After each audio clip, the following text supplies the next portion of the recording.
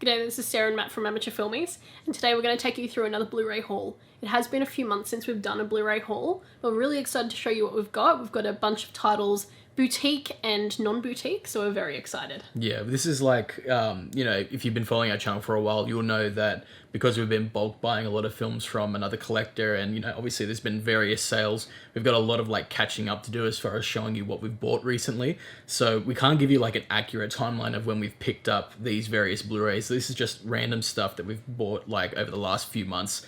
Some of them even arrived literally today. So it should be an interesting mix of titles, but yeah, we hope you enjoy.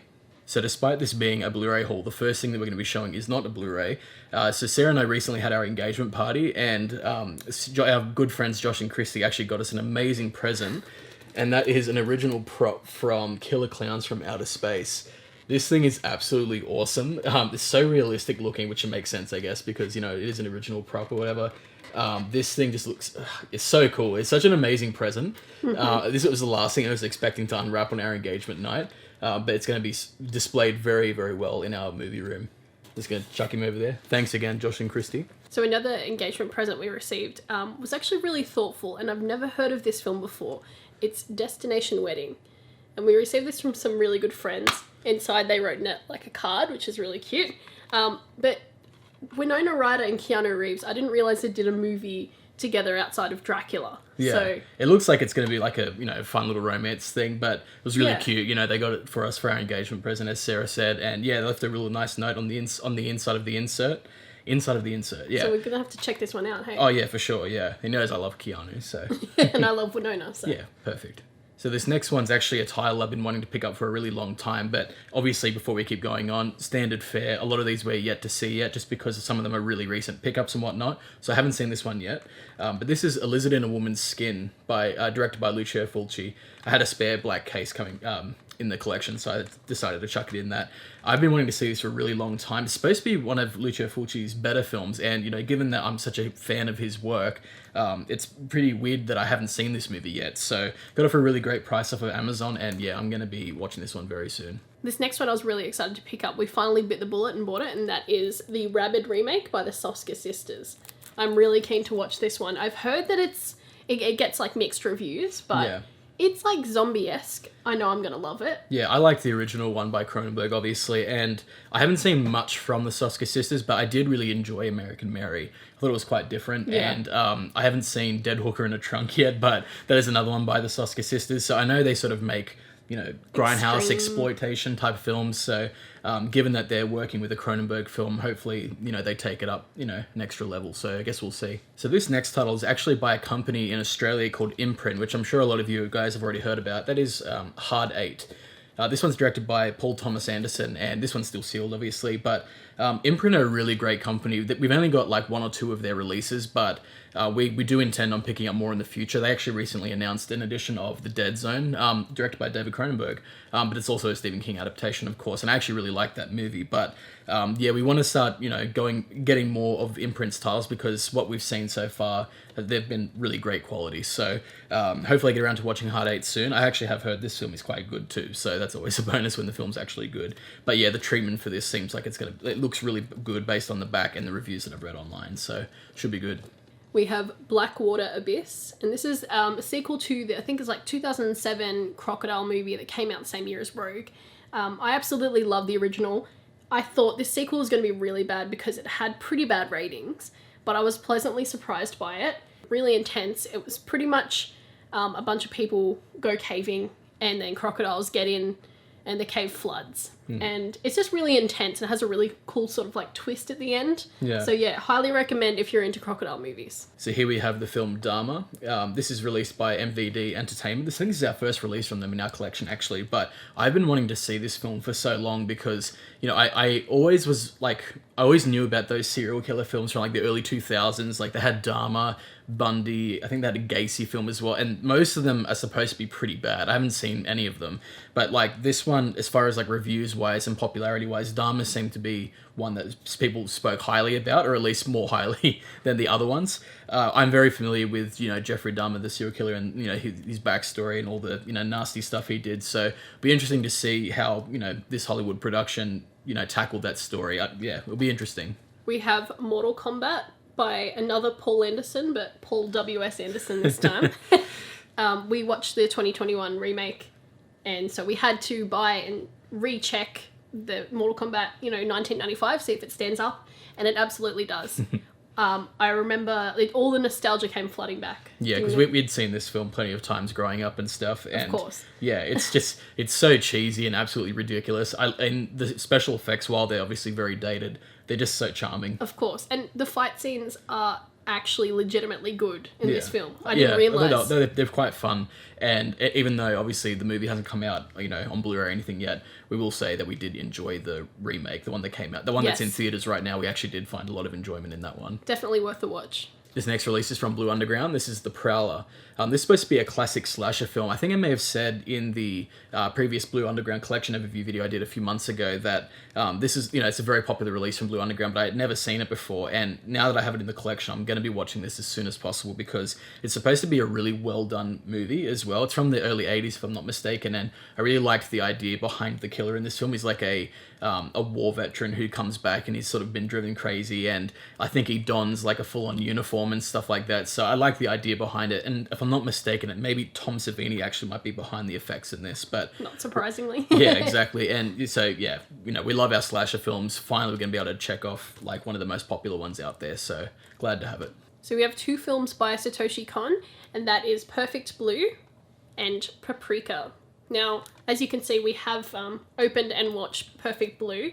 This was an absolutely brilliant film. It's amazing. I was so shocked because I thought it was going to be, I've said before, I thought it was going to be like an animation, just like simple, like sort of Studio Ghibli. Definitely not Studio Ghibli, definitely not family friendly. Yeah. Very intense, but I really love this story. It's so compelling. And it plays with, usually I don't like films that play on the whole sort of psychosis and people like sort of dreaming up imaginary situations. I find it very frustrating, but this film manages to do it well in a way that doesn't anger you. Yeah, I agree. And really keen to check out Paprika. I know that there's sort of similar themes, sort of similar dark tones, and I think it plays on the aspect of like isolation as well. So this next one is from Unearthed Films, actually. This is The Untold Story, and I've been a fan of this movie for quite a while. So this is a very messed up movie. I mean, if you're familiar with Unearthed Films as a company, they specialize in putting out disturbing movies. And I haven't really spoken much about the disturbing movies in our collection, but I am a fan of, checking out like movies that sort of push it to the next level a little bit. But in particular, the reason I really like this one is because it's a Hong Kong Category 3 film, and that sort of those category of films really interest me, like from a historical perspective and just general interest. And the thing that I really love about this release is it actually includes a documentary on Category 3 films. I guess the easiest way to think of Category 3 is my sort of limited understanding, but basically it's like films that they have certain type of content in them, and they get branded with this as a categorization system. So pretty much in Hong Kong, if you made a Category 3 film, you're able to almost do whatever you want. So I don't know sorry if I'm misspeaking, but that's my understanding of the Category 3 films. But this is one of the most popular ones. And as a film, despite how, brutal and messed up it is, I actually really, really enjoy this. Anthony Wong in this movie is brilliant as a psycho sadistic person. I can't recommend this to everyone because it is pretty, it's pretty messed up. But if you are wanting to look more into Category 3, films from Hong Kong, this is a good place to start. They should still have stock of this as well. So definitely check it out if you're into that. So we have The Wailing, which is a South Korean film. We have both seen this before. We didn't own it before. And it's been a while since we've seen it, so we really need to watch it again. I remember falling asleep in the last 15 minutes of the film. I have a habit of doing that sometimes. It's not the film's fault because I finished it and it was actually awesome. But yeah, I was really enjoying it. Yeah, my memory of it, as you said though, is a little bit fuzzy. So yeah. It's one of those things where like I remember it being awesome, but I can't remember the specifics of it. So of why it was awesome. Yeah, we knew that we wanted it in the collection, so perfect opportunity to see it again, and you won't fall asleep this time. Yeah, hopefully not. So these next 2 new pickups are both from Code Red, and I'm so happy to have these in the collection. First one here is Cut and Run, and the second one here is Jungle Holocaust, and these are both directed by I never remember how to say his first name. Ruggiero Deodato. Don't ask me. Yeah, he's like very well known for his cannibal films. Most famously, he obviously did Cannibal Holocaust, and I've spoken on this channel before about how much I really like the cannibal films. They have some problematic stuff in them, but on the whole, like similar to what I said about the Category 3 films, I find it really interesting to sort of read about the history of those films, and like it's just it's an interesting subgenre for me. And these are two like big name items like in that subgenre, especially Jungle Holocaust. This is like one of the really huge titles that I just had never seen, never had in the collection, but now I finally do. So I'll be watching this one and Cut and Run very soon. So we have the Werner Herzog collection by BFI. Now, I wasn't too familiar with Werner Herzog apart from his cameo in The Mandalorian. And I would like to see the baby. his famous quote that we quote all the time. I would like to see the baby. But we actually recently watched, I think it's Aguirre, Wrath of God, with Klaus Kinski. I wasn't a huge fan of it. I really personally. liked it. Klaus Kinski, he's an absolute madman. Yeah, no, definitely. And I could see what they were trying to do. I don't know. I really enjoyed the like how sort of downtrodden everything was, like both the people but also the environment as well. You sort of really felt the desperation of it. I don't know. I really enjoyed it for what it was, and I was in the mood for something a little bit different from what I'd been watching, recently.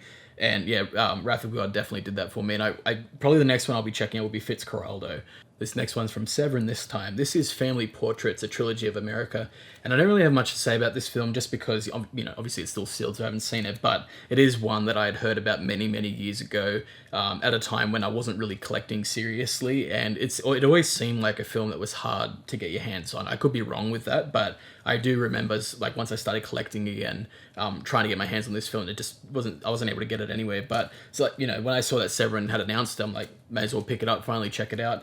It's supposed to be like a really independent, I think low budget, horror film that is a little bit extreme. So, I think it's supposed to be a anthology film. In particular, I recognize the segment Cutting Moments. I've read a little bit about that before, so hopefully it's good. So we have the original My Bloody Valentine.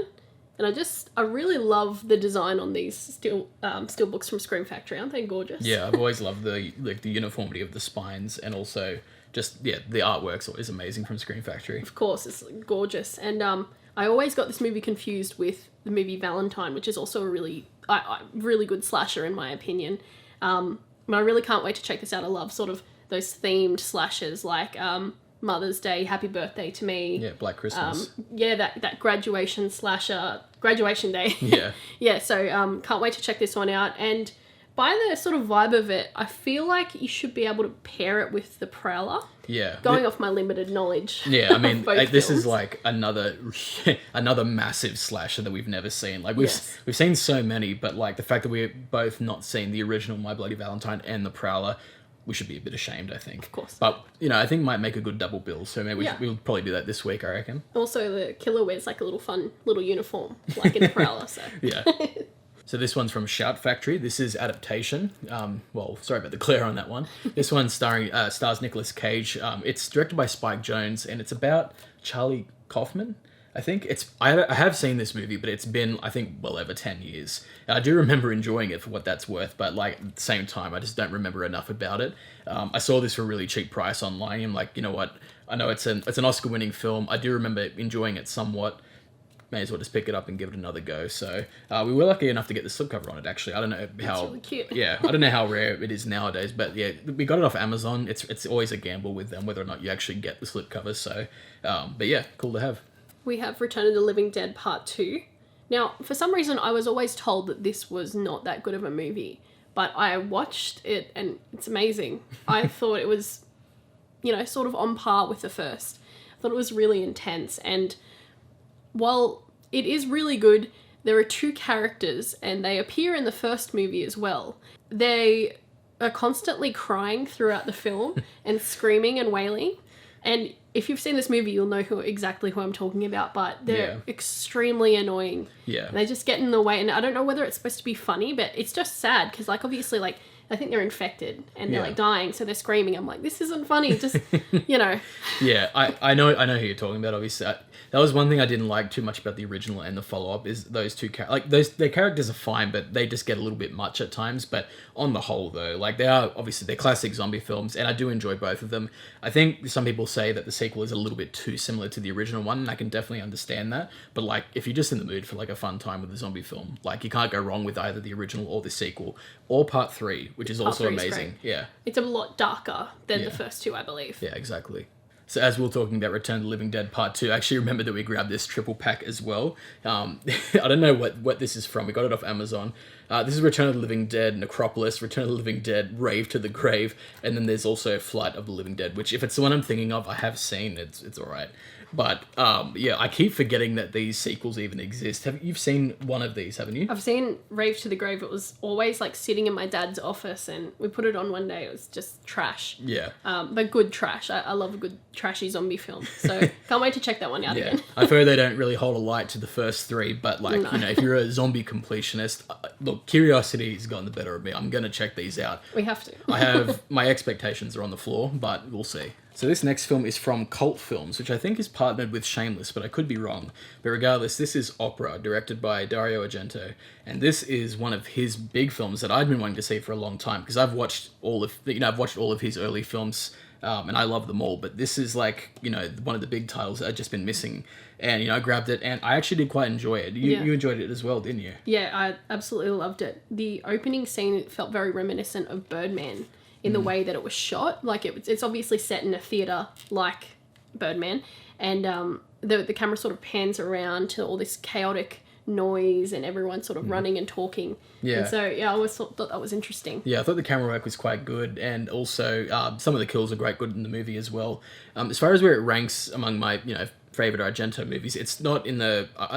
I don't know if I'd be top 5, but it'd be close to getting in the top 5, I would say. So I mentioned at the start of the video that some of these titles we're going to be showing you literally arrived today, or, you know, not long ago. And these ones that we're about to show you here are that. So we actually have a handful of Criterion titles. So the first one here is The Tin Drum. And I really, the idea behind this is just really intriguing. Basically, from what I remember, it's about a kid who gets into some type of accident and he stops growing, but he keeps aging. So, like, I think he's an adult age, but he's the size of, like, a 6-year-old boy or something like that. And I think he might go to war. It's been a while since I've read about the plot of this film, but it was enough for me to take a chance on it. This is another one that also came recently. This is Ivan's Childhood, directed by Andrei Tarkovsky. Up until now, the only Tarkovsky films that we have in our collection are Solaris and Stalker. But Ivan's Childhood is another one, yet again, that is supposed to be one of his best. So, really happy to have this one. And another one that just arrived is Easy Rider. This one's directed by Dennis Hopper, actually, if I'm not mistaken. Is it? I think it is. But it stars Jack Nicholson in it, and I think this was the movie that sort of shot Jack Nicholson into stardom. It wasn't his first movie, obviously, but, like, it really made him a popular character. This was released in a box set, America's Lost and Found by Criterion, but it's actually, that particular edition is for some reason hard to get in Australia.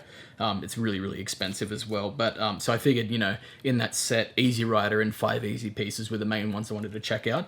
I do have an order in for 5 Easy Pieces. It hasn't arrived yet, but Easy Rider has. So again, this would be one that I'll watch with Dad, because he's actually a big fan of this film. So I have a pretty unknown movie here. Not sure if you've heard of it. It is Parasite. This release is absolutely amazing, and I noticed that Criterion's starting to sort of, you know, gather together Bong Joon-ho's films, and there's a greater appreciation for Korean cinema in general, like worldwide, globally. Yeah, it's hard. I think Parasite definitely is getting more eyes on it. You know what I mean? We've both been fans of South Korean cinema for quite a long time, but like we had a sense of pride when Bong Joon-ho won the Oscar for this. I was so happy. I literally clapped. Yeah, when Parasite got released theatrically in Australia, from memory, it had a pretty limited release, Yes. which is a shame. But we were there like day one. Like I loved Bong Joon-ho for so damn long. We loved him so much that we actually have a second edition, which actually, you know, Josh and Christy got it for us because they knew how much of a fan we were of his work. Yeah, you guys spoil us a little bit too much, but this is the 4K JB Hi-Fi exclusive. I did show this off in a previous video, but you know, we love these films, so happy to have both editions. They just, yeah, he's a legend. So this is another Criterion edition that arrived recently, but I did manage to watch it before this video. This one here is Klute. This one stars Donald Sutherland and Jane Fonda. I watched this one with Dad. This was actually a really great film. He had known about it, and he actually, when I told him that I was thinking about buying this film, he convinced me to just pull the trigger on it and get it because he's a fan. And yeah, it's like it's a detective film, but it's very much emphasized, like a lot of focus on the characters themselves. Donald Sutherland, he's almost emotionless at times.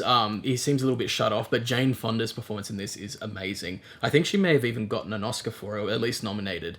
But it's sort of like a noirish, mystery film. I don't know how to describe it, but like really, really solid film from the early 70s. Definitely recommend checking this one out. We have another Terrence Malick Criterion film to add to the collection, and that is A Thin Red Line.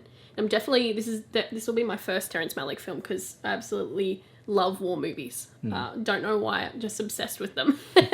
And fun little fact about this film, when Adrian Brody went to the premiere of this film, he thought he was the main character because the intensity and length of filming made him feel like his character was central to the plot. I think he was literally written as the main character. But the thing with my understanding of Terrence Malick's work is that he has this thing about shooting all these different scenes, but when it gets to the editing room, he chops and changes like things, all this crazy stuff. Adrian Brody like legitimately thought he was the main character in the film. He goes to the premiere and he's got like really small amount of runtime on screen. So I almost feel bad for him.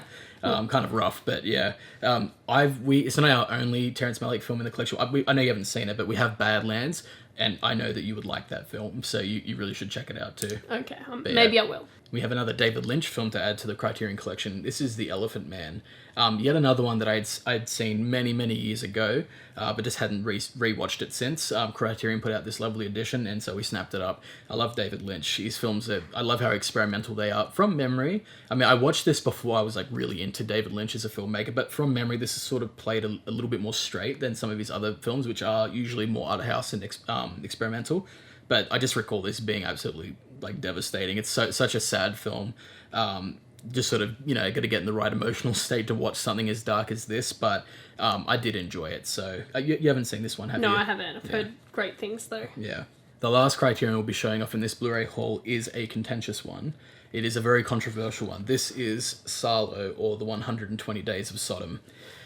Like The Elephant Man, I'd seen this many, many years ago. This film is absolutely disgusting, but I know that there is a different type of appreciation for this film and what it's trying to say, like politically or, historically.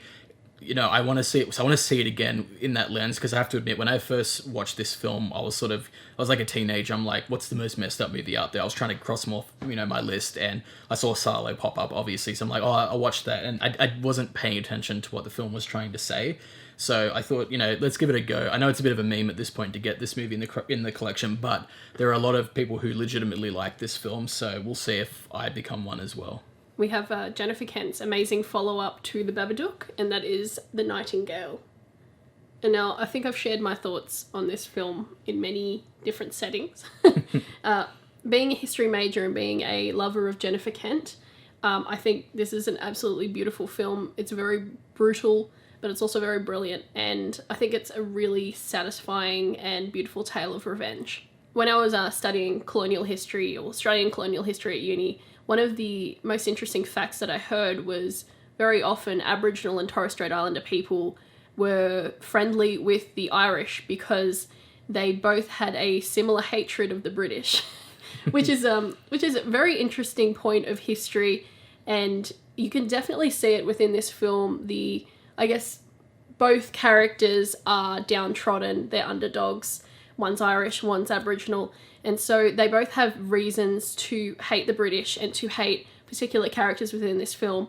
And their hatred drives them forward, but what makes them continue is like a nice friendship and bond that they develop over time. So I've just recently filmed a new collection overview video of our Arrow video collection, because over the last year and a bit we've added so many different interesting titles to our Arrow collection. Some of them don't even make them into these Blu-ray hauls just because of like time reasons or logistics or whatever. So don't know if that's going to come out first or this Blu-ray haul, but I figured I'm going to show you guys one of the new additions to our collection. This is The Battles Without Honoring Him Humanity set, directed by Kinji Fukasaku. This is one of my holy grail items. If you follow us on Instagram, I even posted a picture of me posing with it like this because I've been on the search for this set for so long, and these films are just incredible as well. They're Japanese gangster films from the 70s. I'm a big fan of Kinji Fukasaku, and yeah, having this particular edition is just amazing to me because I have the New Battles Without Honor and Humanity trilogy set, which is the companion piece to this, and having them together is just makes my day. So it makes my life. So happy to have this in the collection finally. So we saved the best till last, and this is the 88 Films Urban Legend Trilogy. This is a childhood favourite of mine. All three films terrified me as a child. I don't even know why I was allowed to watch these. But I always talk about the urban legend stories that my sister would tell me when I was a kid that used to keep me up at night and terrify me. And when this got finally sort of put to film, when I finally saw it as a child, it was creepy as hell. So can't wait to watch this finally with Matt. Have you seen any of these? No, I haven't actually. I do take issue with you saying you're saving the best to last though, because I literally just did show Battles Without Honor and Humanity. Best. But at the same time, I haven't seen these films, so maybe these will blow me away and they'll be better than everything else we've shown. But you watch, he's gonna hate them. no, I've known about them for years. It's just, again, as with plenty of other films, I'm sure you guys can relate. Sometimes there are just these huge titles that, even though everyone else has seen them, you just, for some reason or another, have not seen it yourself. So, glad to have this edition from 88 Films. We'll be picking up the I Know What You Did Last Summer trilogy from them as well at some point. I was actually going to say, similar vibe to I Know What You Did Last Summer meets Scream. It's definitely not as well made as Scream. So that's the end of the Blu-ray haul. Thanks so much for sticking through this video. I'm sure it's probably going to be a long one, as all our other Blu-ray haul videos.